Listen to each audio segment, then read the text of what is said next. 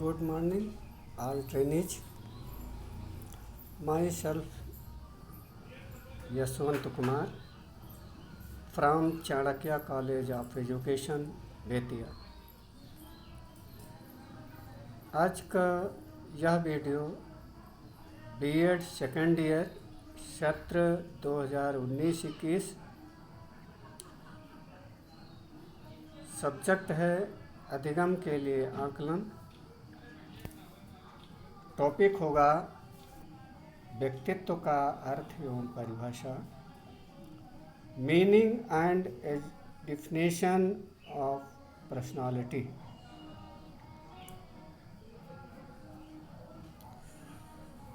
जैसा हम सब जानते हैं कि व्यक्तित्व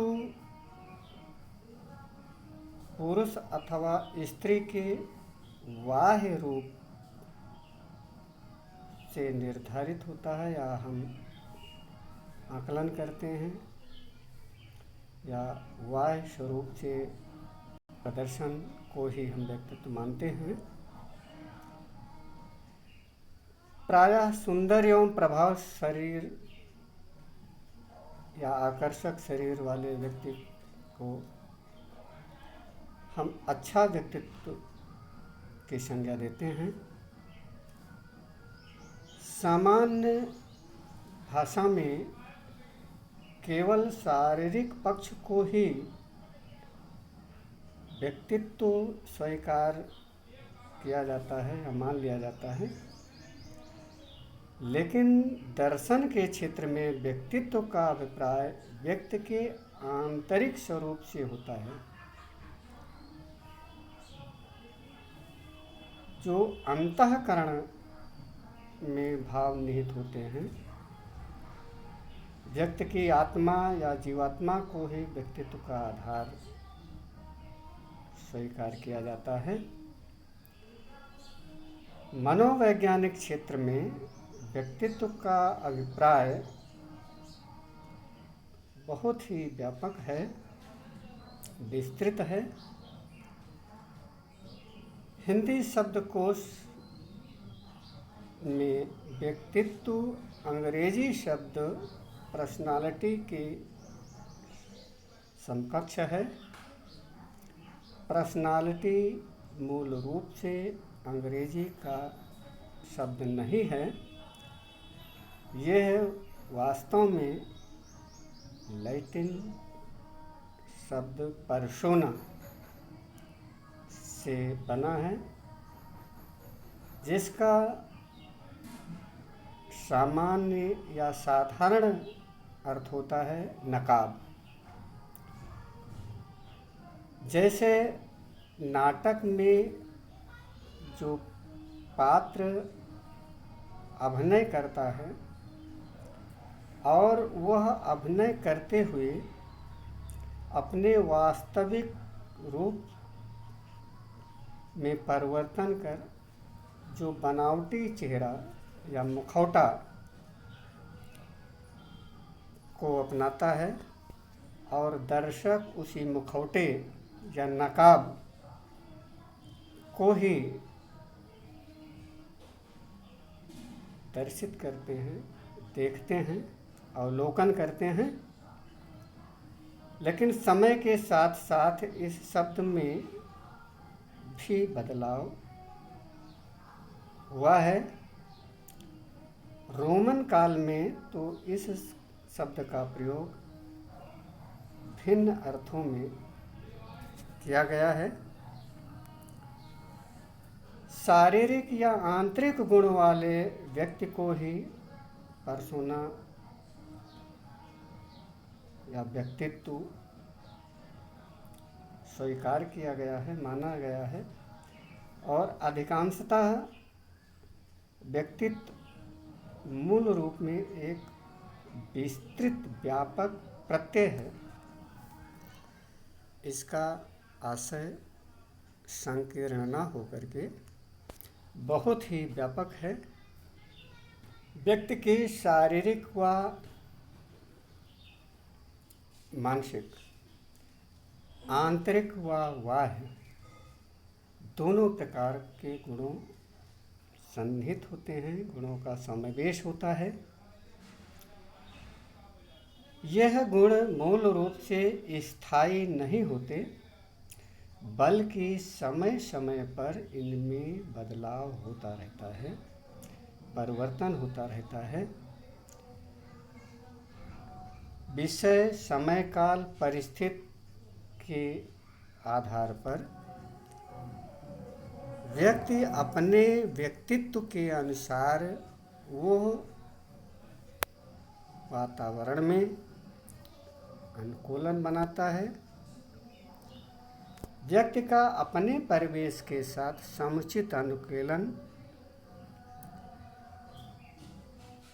यदि विधिवत, व्यवस्थित और अच्छे तरीके से होता है तो स्वाभाविक है उस व्यक्ति विशेष का भविष्य बेहतर होगा। विभिन्न व्यक्तियों का अपने परिवेश के साथ समुचित अनुकूलन जितना ही बेहतर होगा, उस व्यक्ति का व्यक्तित्व उतना ही विशाल, सुदृढ़, व्यवहार कुशल, व्यापक और प्रभावशील होगा। इसी तरह से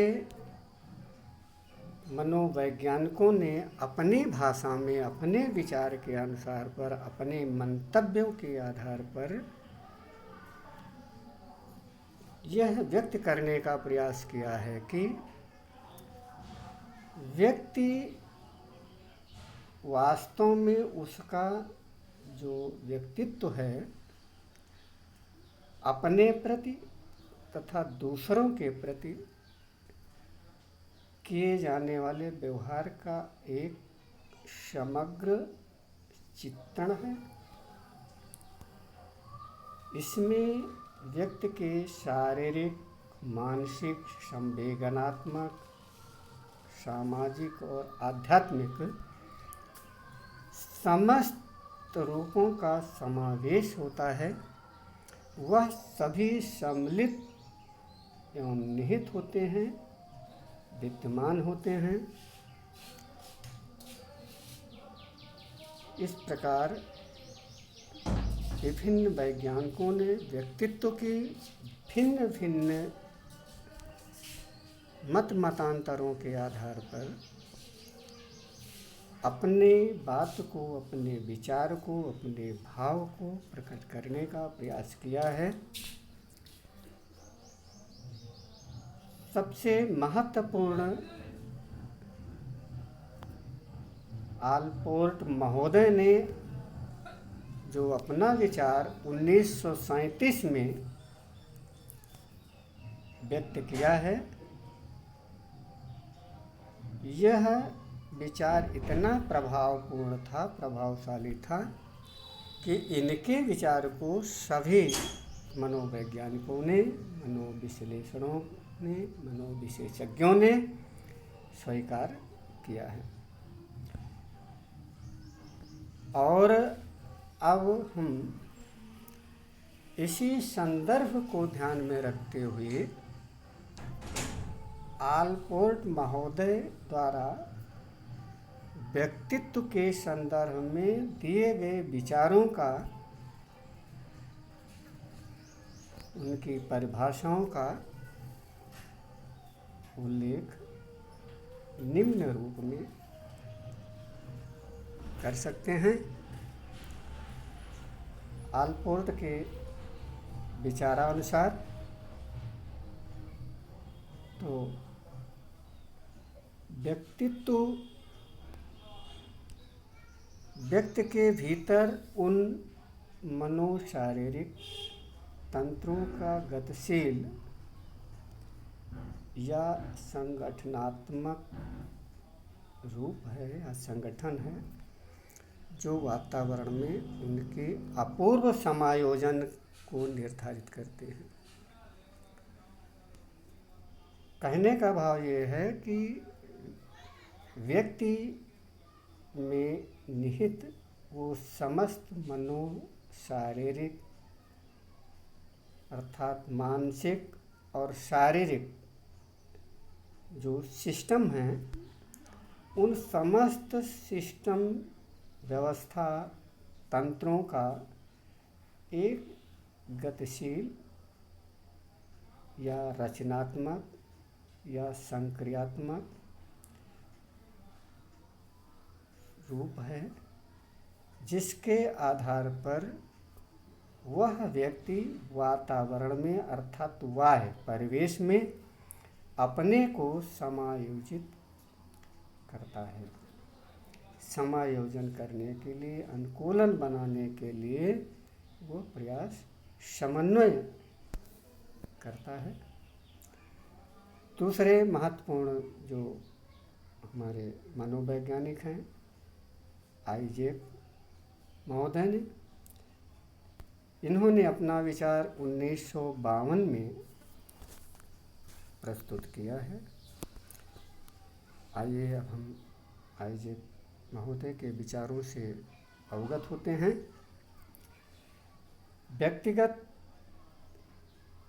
व्यक्ति की चरित्र, चित्त प्रकृति,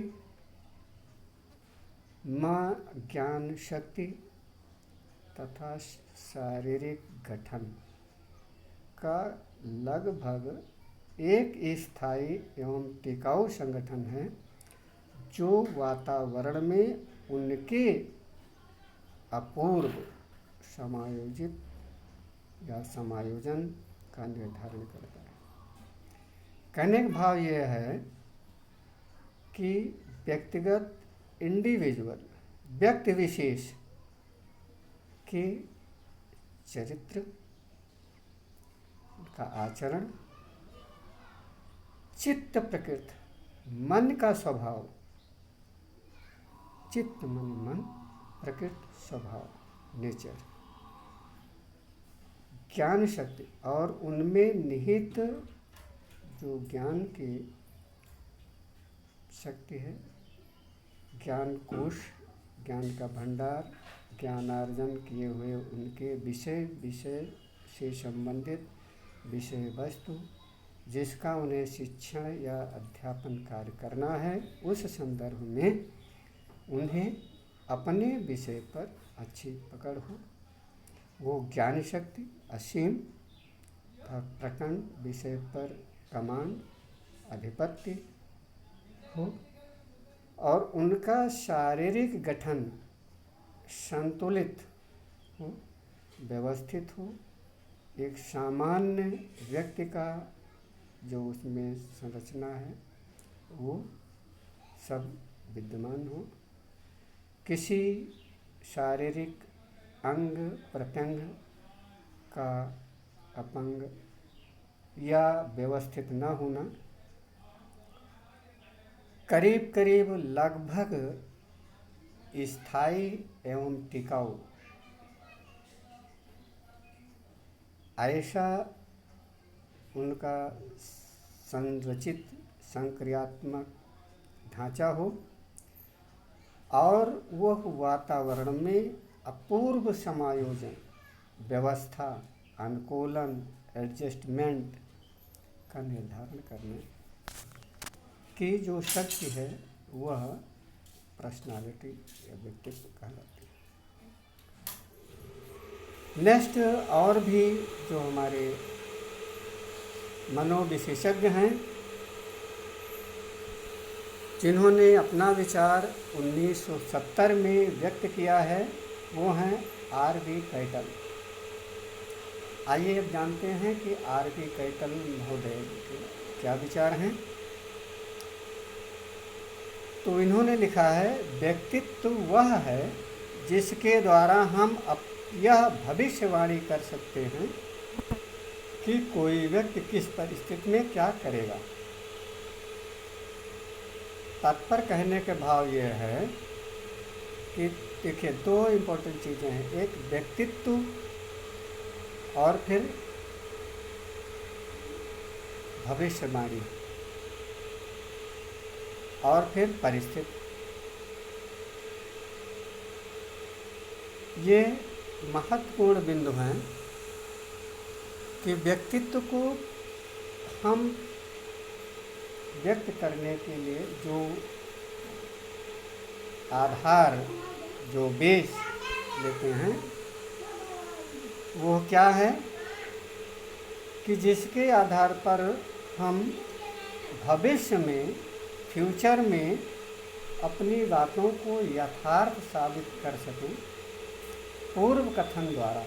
अर्थात पहले जो भी घटित नहीं हुआ है उस घटनाक्रम को, उस वक्तव्य को हम अभी वर्तमान में उल्लेख कर सकें और आगे चल कर के वही उल्लेख किया गया वर्तमान की बारी फ्यूचर में पूर्व निर्धारित रूप से वो परिलक्षित हो, उसका प्रभाव दिखाई दे, यथार्थ हो, चरितार्थ हो। इस प्रकार से हम उन शक्तियों को और जो उस स्थिति, उस परिस्थिति में वह क्या कदम उठाएगा, कैसा कार्य रूप, कार्य संरचना, कार्य निरूपण को दिशा देगा, ये निहित होता है और वह ही सब व्यक्तित्व स्वीकार की जाती है, मानी जाती है। इस प्रकार उपर्युक्त महत्वपूर्ण 3 मनोविश्लेषण कर्ताओं द्वारा व्यक्तित्व से संबंधित दिए गए अपने विचारों का यदि हम विश्लेषण करते हैं, विस्तार पूर्वक एनालिसिस करते हैं, उसकी व्याख्या करते हैं, उनकी परिभाषाओं को हम व्यापक रूप से अध्ययन करते हैं, तो हमें यह विदित होता है कि व्यक्तित्व की एक आदर्श परिभाषा के रूप में हम यह व्यक्त भी कर सकते हैं कि व्यक्तित्व के भीतरी व बाहरी गुणों पर, अर्थात दोनों पर बल दिया गया है, फोकस किया गया है, प्रबलन की प्रवृत्ति परिलक्षित होती है, परंतु व्यवहार पक्ष पर कम। ये आभास होता है। इसी संदर्भ में अपने विचार वाल्टर मिस्केल ने 1980 में व्यक्त किए हैं और इनका विचार सर्वमान्य भी हुआ, लोगों में बहुत मान्य भी हुआ, स्वीकार हुए, लोगों उनको लाइक किए, पसंद किए इनके विचारों को, अर्थात इनके विचारों की लोकप्रियता और बढ़ी है। अब इनकी लोकप्रियता, इनके विचारों को हम जान लेते हैं। वाल्टर मिस्केल 1981 के अनुसार प्रायः व्यक्तित्व से तात्पर्य व्यवहार के उस विशिष्ट पैटर्न प्रारूप से है जिसमें चिंतन तथा संवेग भी सम्मिलित हैं, जो प्रत्येक व्यक्ति की जिंदगी की परिस्थितियों के साथ होने वाले समायोजन का निर्धारण करते हैं। बहुत अच्छी बात इन्होंने ये बताई है।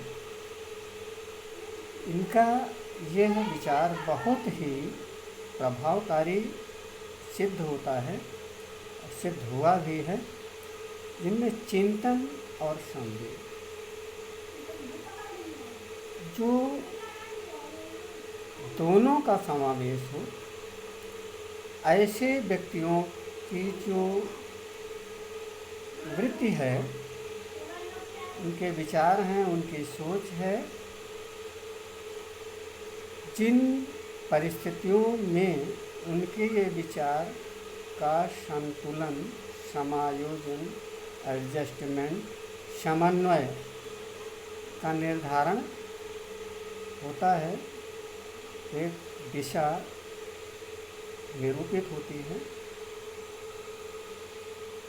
तो यह विचार वास्तव में बहुत ही स्वीकार्य है, मानने योग्य है।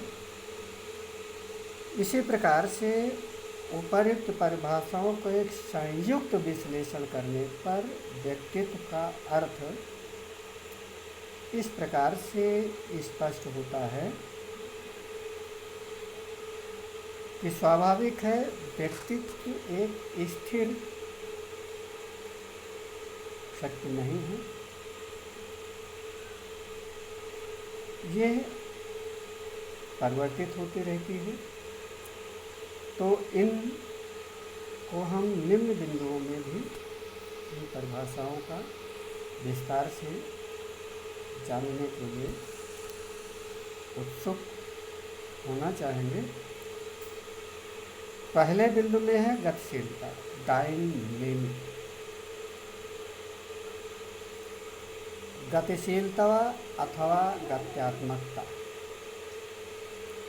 से आशय यह है कि यह कभी स्थिर नहीं रह सकता, स्थायित्व नहीं है। इसमें मोमेंट, संचलन, अस्थिरता, हलचल, परिवर्तन, विकास आदि ये समस्त जो मुख्य रूप से बिंदुओं का अवलोकन देखने को मिलता है, ये सब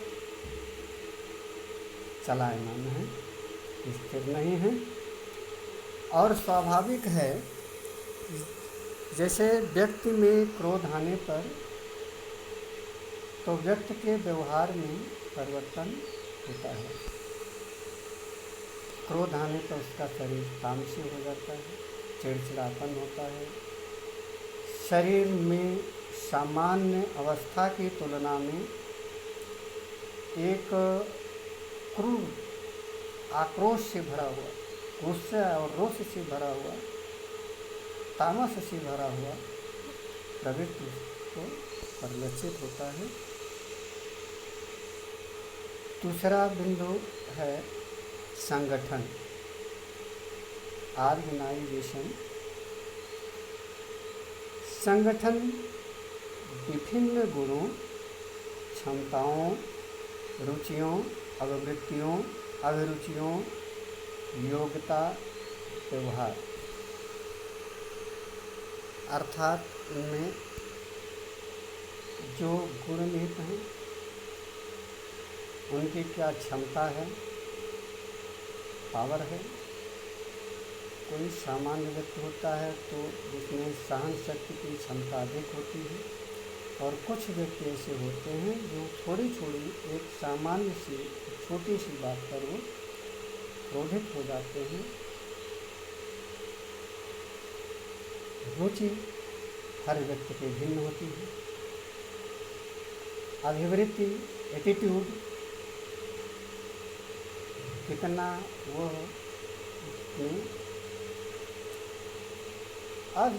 अधिक, और वृत्ति, सोच, विचार जितना भी अधिक होगा। अभिरुचि, अभिवृत्ति जो सर्कुलर, वृत्ति सर्कुलर, और अभिरुचि जो अधिक रुचिकर है। में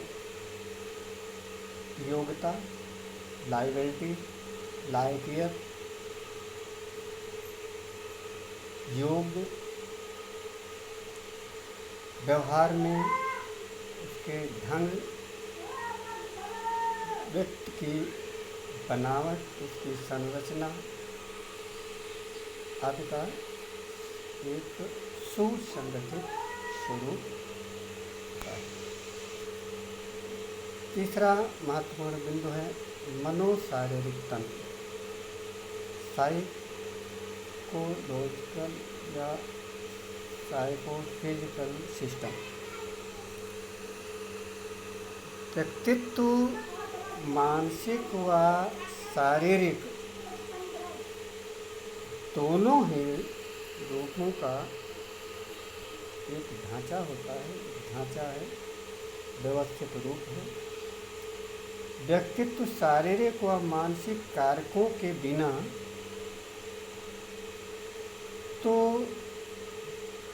जीवन की कल्पना ही नहीं की जा सकती, था जीवन संभव ही नहीं है। इस व्यवस्था में मुख्य तत्व जो कार्य करते हैं वह है शील गुण, आदत, चरित्र, संवेग, अभिप्रेरक जो मोटिवेशन, चाहे वह आंतरिक हो अथवा बाह्य, दोनों ही तरफ से प्रेरणा स्रोत कारक फैक्टर्स कार्य करते हैं, जो सभी मानसिक गुण हैं। परंतु इन सबका जो बेस है शारीरिक अथवा व्यक्ति के ग्रंथीय जो प्रोसेस हैं, जो प्रक्रियाएं हैं, तंत्रीय सिस्टमेटिक प्रोसेस हैं। अतः इन व्यक्तित्व शारीरिक व मानसिक दोनों सब निहित होते हैं, दोनों का मिश्रण है। इस प्रकार से ये दोनों व्यक्तित्व में अपना अहम भूमिका निभाते हैं। चौथा पॉइंट होगा निर्धारण। तो निर्धारक व्यक्तित्व हमारे विचारों व कार्यों का निर्धारित करता है तथा लक्ष्यों को निश्चित दिशा देता है। ये स्वाभाविक है कि व्यक्तित्व हमारे कार्य का निर्धारण करता है तथा लक्ष्यों को भी निश्चित करता है। यदि व्यक्तित्व विशाल है, सुदृढ़ है, स्ट्रांग है, व्यापक है, प्रभावकारी है, तो स्वाभाविक है निश्चित दिशा मिलेगी। यदि व्यक्तित्व कमज़ोर पड़ गया तो लक्ष्य को प्राप्त करना आसान नहीं होगा। नेक्स्ट होगा पांचवा पॉइंट, अपूर्वता। प्रत्येक व्यक्ति दूसरे व्यक्ति से भिन्न है, ये सत्य है। ये निरंतर व्यक्ति विशेष इंडिविजुअल रूप से एक दूसरे से शारीरिक, मानसिक, सामाजिक, आर्थिक, राजनैतिक, आध्यात्मिक जितने भी फैक्टर्स व्यक्ति विशेष के जीवन को प्रभावित करते हैं, वह सारे फैक्टर्स हो सकता है कि कुछ फैक्टर्स एक दूसरे को समन्वय रूप से समायोजित करते हों, समता रखते हों, मिलान होता हो, लेकिन कुछ ना कुछ ऐसे गुण होते हैं, अध्ययन होते हैं, तरीके होते हैं, विचार होते हैं जो हर व्यक्ति एक दूसरे में अंतर रखता है। और यह अंतर विशेष रूप से जो देखने को मिलता है, ये मुख्य रूप से दो मुख्य बिंदुओं अर्थात 50% वंशानुक्रम तथा 50% वातावरण के द्वारा निर्धारित होते हैं, अर्थात एनवायरनमेंट की देन होती है व पर्यावरण की देन होती है, जिसके कारण हर व्यक्ति एक दूसरे से भिन्न होता है। इसमें महत्वपूर्ण बिंदु है कि भिन्नता का जो देखो किन पर विचार दिया, जैसे विचार, बुद्धि, गुणों व व्यवहार।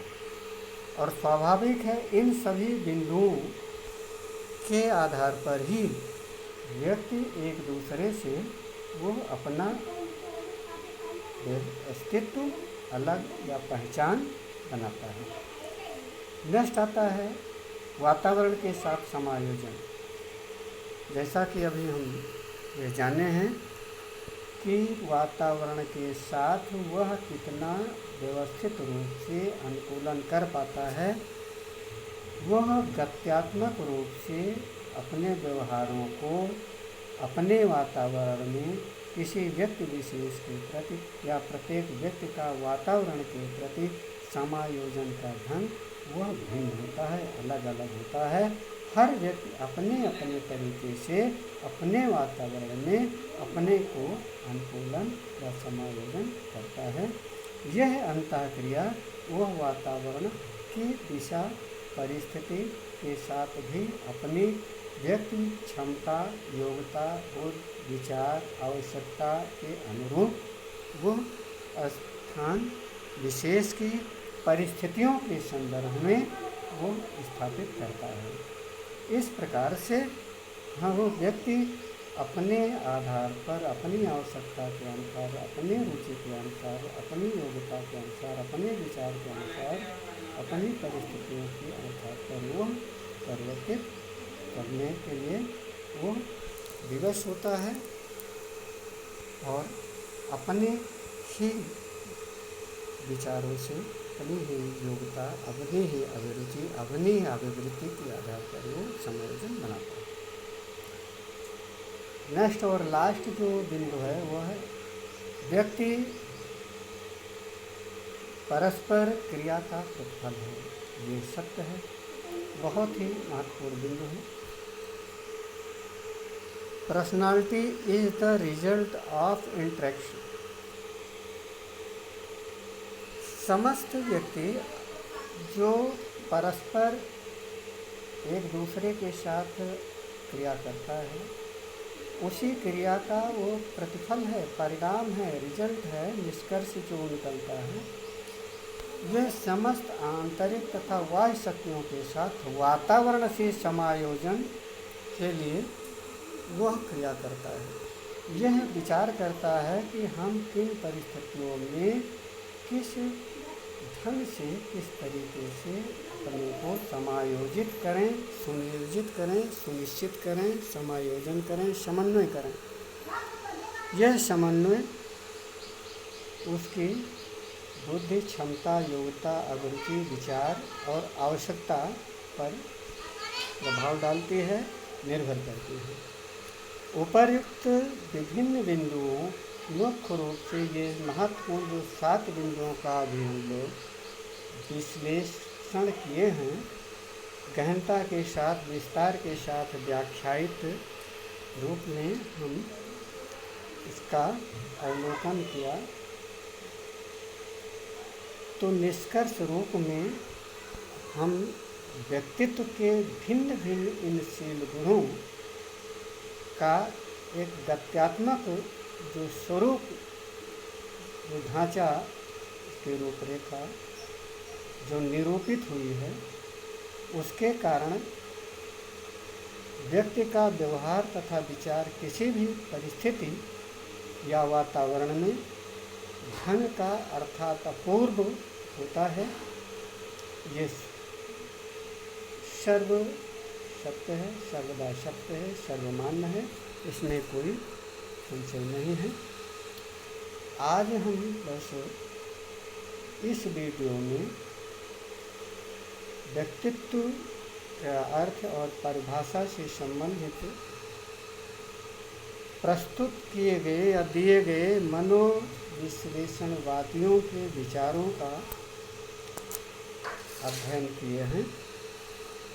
नेक्स्ट वीडियो में हम व्यक्तित्व की परिभाषा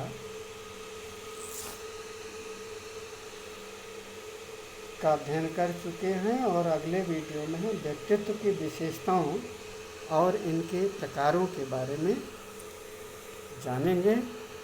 तब तक के लिए हम अपनी वाणी को विराम देते हैं। नेक्स्ट अगले वीडियो में व्यक्तित्व की विशेषताएं और उनके प्रकार, शील गुण सिद्धांत का विस्तार से अध्ययन करेंगे। धन्यवाद।